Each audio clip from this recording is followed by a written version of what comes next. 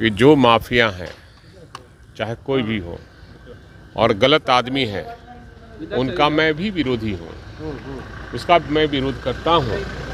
लेकिन जो भाषा का प्रयोग देश का गृह मंत्री कर रहे हैं, ये बहुत ही आपत्तिजनक बात है।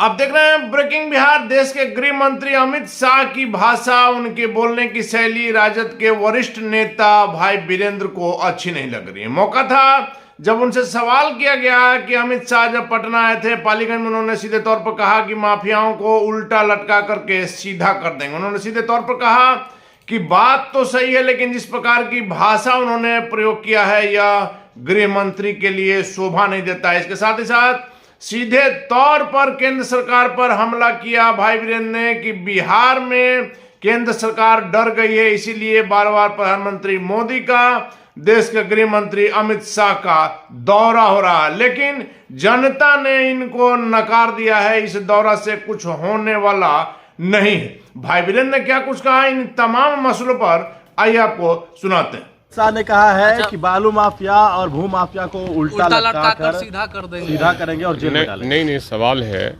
कि जो माफिया हैं, चाहे कोई भी हो और गलत आदमी है, उनका मैं भी विरोधी हूँ, उसका मैं विरोध करता हूँ।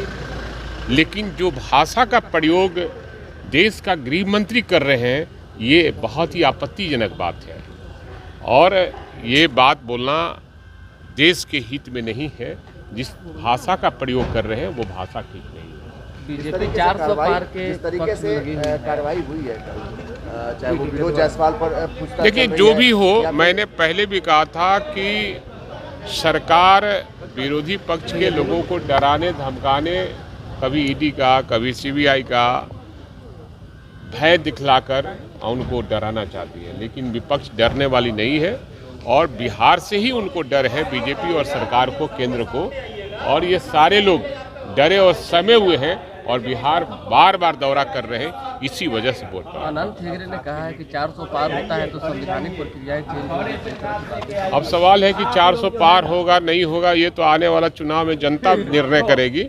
लेकिन हम समझते हैं कि बिहार जब हुंकार भरता है और बिहार जब अंगड़ाई लेता है तो देश में परिवर्तन होता है। बीजेपी हराओ देश बचाओ का नारा लग चुका है, इसलिए ऐसा संविधान बदलने की बात आ रही है। संविधान कैसे बदल जाएगा? ये धरती खत्म हो जाएगा, भाई संविधान हम लोग बदलने देंगे? सर, आज महागठबंधन के उम्मीदवार नामांकन करने पहुंचे। जी हाँ, मैं सबको शुभकामना देना चाहता हूँ। हमारे नेता आदरणीय लालू प्रसाद यादव जी, तेजस्वी प्रसाद यादव ने बहुत अच्छा काम किया है इस बार।